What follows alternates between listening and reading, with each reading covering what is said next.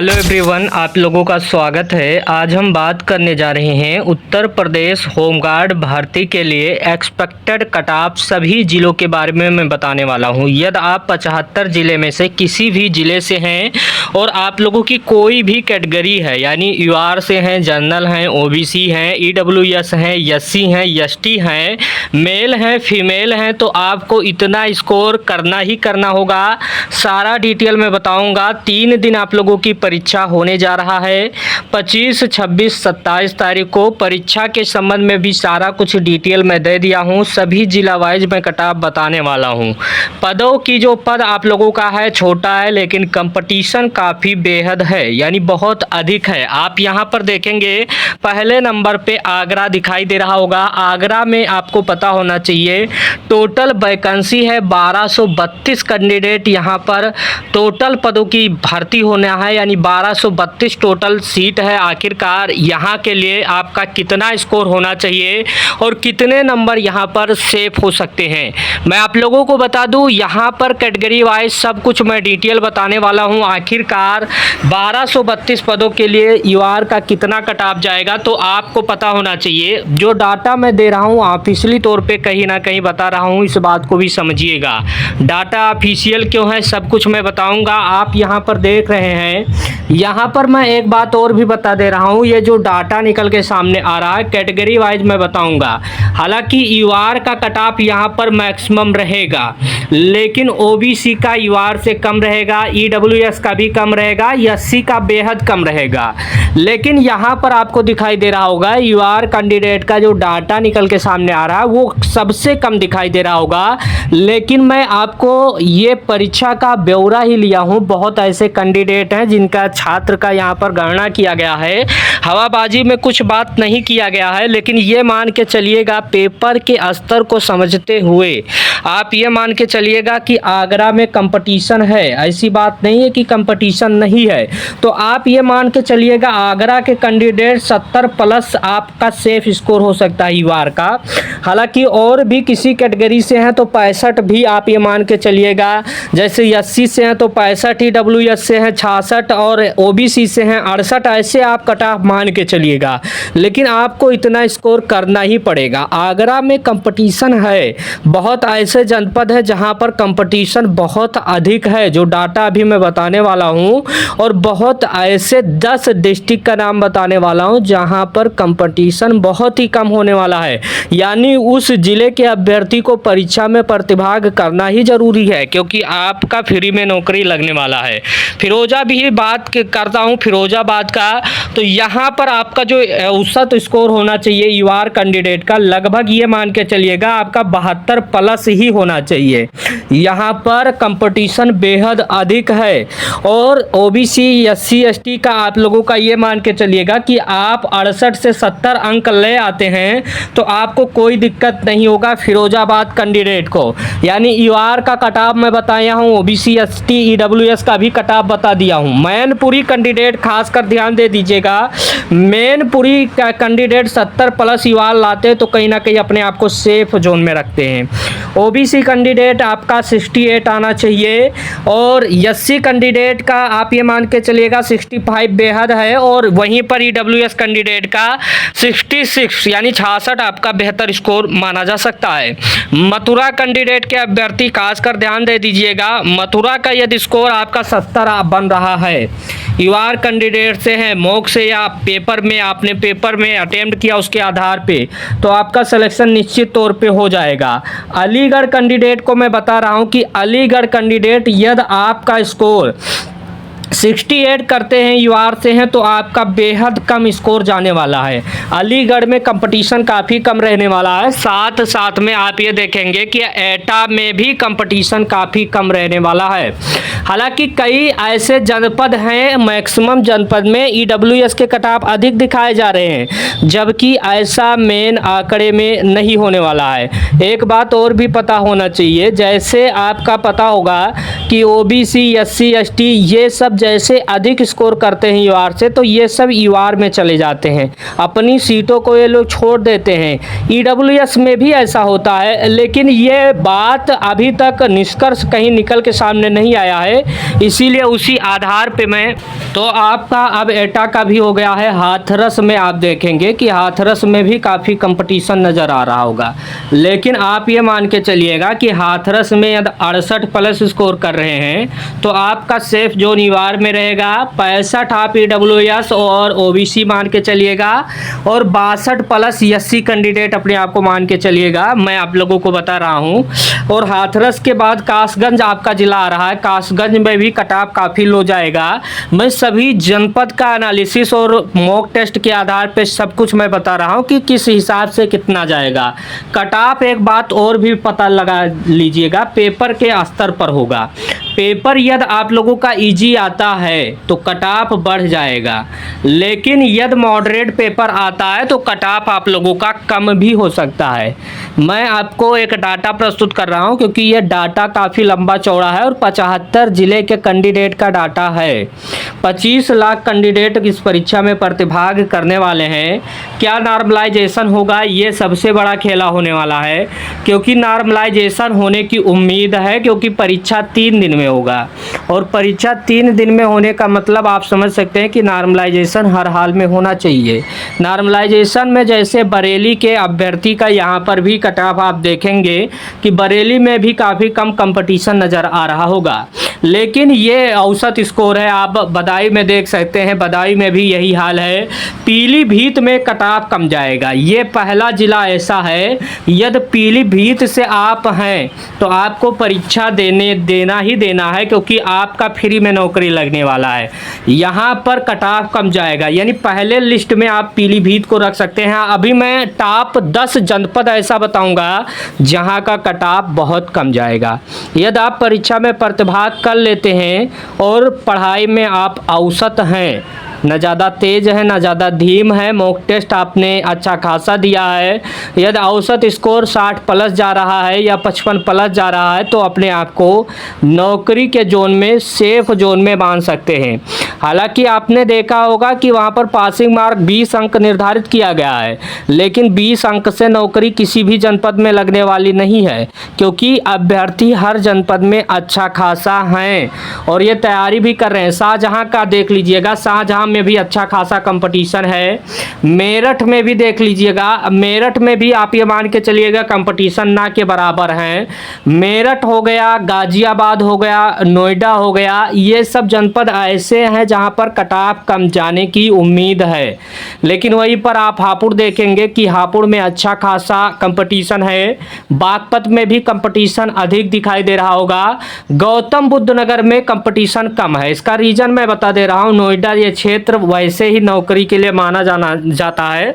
इसमें आपका जो वेतन है उसके अकॉर्डिंग तमाम यहाँ पर फैक्ट्री लगा हुआ है। फैक्ट्री का नतीजा है कि यहाँ पर कट ऑफ कम जाएगा। यदि आपने गौतम बुद्ध नगर से हैं फॉर्म भर दिया है तो आपको परीक्षा में प्रतिभाग करने की आवश्यकता है।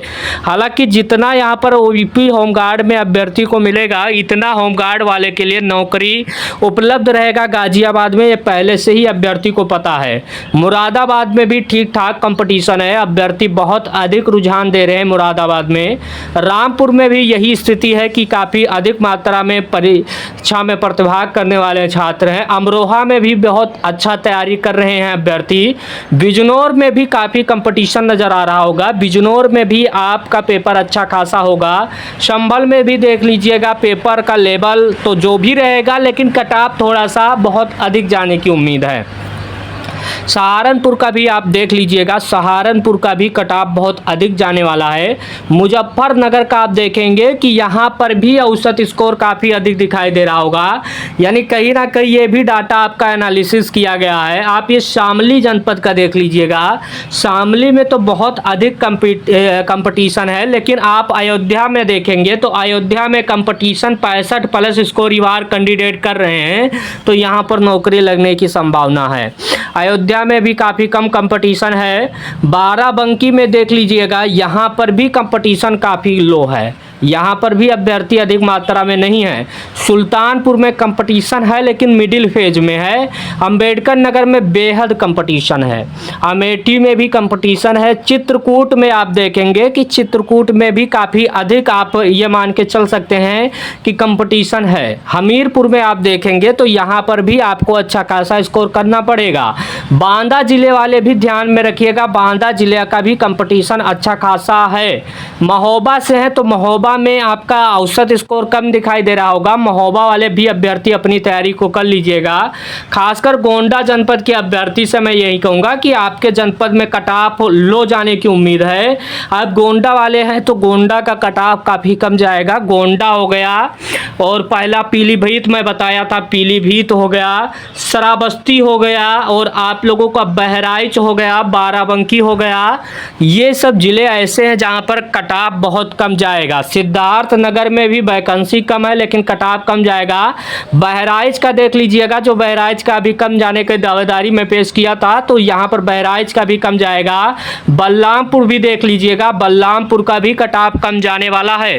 यदि आप इन जनपद से हैं, बलरामपुर, बहराइच, श्रावस्ती, सिद्धार्थ नगर, गोंडा, अभी आपने देखा पीलीभीत, ये सारा जनपद ऐसा है जहां पर कंपटीशन काफ़ी कम बताया जा रहा है और उसका रीज़न है अभ्यर्थी का रुझान। अभ्यर्थी जो भी मॉक टेस्ट दिए हैं कहीं ना उसके आधार पे मैं बता रहा हूँ। झांसी का आप लोग देख लीजिएगा, झांसी का भी अच्छा खासा औसत दिखाई दे रहा होगा। ललितपुर का भी ऐसे औसत दिखाई दे रहा होगा। जालौन का दिखाई दे रहा होगा, जालौन में भी अच्छा खासा कट ऑफ है। कानपुर नगर और कानपुर देहात, इन दोनों का आप देखेंगे तो यहाँ पर मैं बता दे रहा हूँ, यहाँ पर दोनों जगह कंपटीशन सबसे कम जो नगर है यहाँ पर दिखाई देगा। आप लोगों के लिए अच्छा रहेगा। इटावा देख लीजिएगा, इटावा में भी काफ़ी अच्छा वैकेंसी है और कंपटीशन भी अच्छा खासा है। बलिया में भी कंपटीशन है। बस्ती जो अभी मैं जिक्र किया हूँ, बस्ती भी आप लोगों का सेफ स्कोर है, यहाँ पर भी कंपटीशन कम है। सिद्धार्थ नगर जो मैं अभी जिक्र किया हूँ, पदों की संख्या 400 प्लस है लगभग, लेकिन कंपटीशन बेहद कम है, अभ्यर्थी नहीं उपलब्ध है यहाँ पर। संत कबीर नगर बा, इसमें भी कट ऑफ आप लोगों का अच्छा खासा जाने वाला है। गोरखपुर कैंडिडेट, गोरखपुर के भी कैंडिडेट सतर्क हो जाएं, परीक्षा में प्रतिभाग करें। कुशीनगर का भी कट ऑफ आप देख सकते हैं। देवरिया के कैंडिडेट काफ़ी परेशान हैं, लेकिन मैं आपसे यही कहूँगा कि देवरिया वाले भी परीक्षा में प्रतिभाग करें। महाराजगंज का कट ऑफ काफ़ी कम जाएगा। मैं 10 ज़िले ऐसे हैं जहाँ पर अभी मैं पीलीभीत का जिक्र किया हूँ, गोंडा का जिक्र किया हूँ, बाराबंकी का जिक्र किया हूँ, सिद्धार्थ नगर का जिक्र किया हूँ, श्रावस्ती का जिक्र किया हूँ, बलरामपुर का जिक्र किया हूँ, बस्ती का भी जिक्र कर दिया हूँ और साथ साथ में देवरिया का भी जिक्र मैं कर रहा हूँ, पीलीभीत का जिक्र मैं कर चुका हूँ। लगभग 10-12 जनपद ऐसे हैं जहां पर कट ऑफ लो ही रहेगा। आप किसी भी कैटेगरी से हैं, आप औसत स्कोर देख लीजिएगा। ये जो एनालिसिस मैं किया हूँ, 41,000 प्लस पदों के लिए 25 लाख कैंडिडेट प्रतिभाग किए हैं अलग अलग ज़िले से, कैटेगरी वाइज मैं बता रहा हूँ। तो ये सब डाटा आप लोगों का है।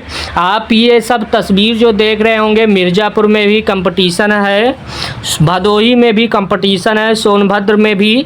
मतलब कि मैं जितना भी 75 ज़िले का एनालिसिस किया हूँ, क्योंकि अभ्यर्थी सभी ज़िले में सभी तरीके से उपलब्ध हुए हैं।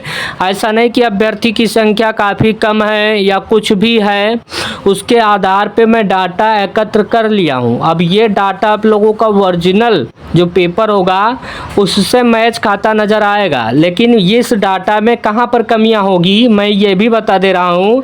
नॉर्मलाइजेशन, मान लीजिए आपका पेपर 25 तारीख को आया, 26 तारीख को, 27 तारीख को नॉर्मलाइजेशन होगा या नहीं होगा, इसका रीज़न भी मैं बता दे रहा हूँ। जैसे नॉर्मलाइजेशन इस बार बहुत कम करने का आयोग चाह रहा है, उसका रीज़न मैं बता दे रहा हूँ। आयोग इसीलिए पेपर एनालिसिस पे रोक लगा दिया गया है, कहीं पर भी मीडिया में पेपर एनालिसिस नहीं होगा जैसे यूपीएससी में हुआ था। तो आप ये मान के चलिएगा, जिस तरीके से आप लोगों का पेपर एनालिसिस करवाया गया है, सब कुछ करवाया गया है, उसके आधार पे ये मान के चलिएगा कि कंपटीशन आप लोगों का चाहे जो भी रहेगा, लेकिन नॉर्मलाइजेशन कम ही होगा। आप किसी भी जनपद से हैं, मैं तो यही कहूँगा पेपर दे चुके हैं तो कमेंट बॉक्स में स्कोर बताइएगा, लेकिन इतना स्कोर मान के चलिएगा। हालांकि जीके जीएस करंट अफेयर आप लोगों का यूपी स्पेशल ही है, ना मैथ आएगा ना रीजनिंग आएगा, तो पेपर जो भी जिस तरीके से रहेगा, मैं समझता हूँ कि पेपर में ज़्यादा समय आप लोगों का टाइम मैनेजमेंट होने की आवश्यकता नहीं है कि टाइम किसी का कम पड़ेगा। टाइम आप ये मान के चलिएगा 1-आधा घंटा आप बैठे ही रहेंगे, लेकिन जो कट ऑफ का एनालिसिस किया गया है, जो डिटेल में इंफॉर्मेशन दिया गया है, वो कहीं ना कहीं आप लोगों के लिए बेहद महत्वपूर्ण है।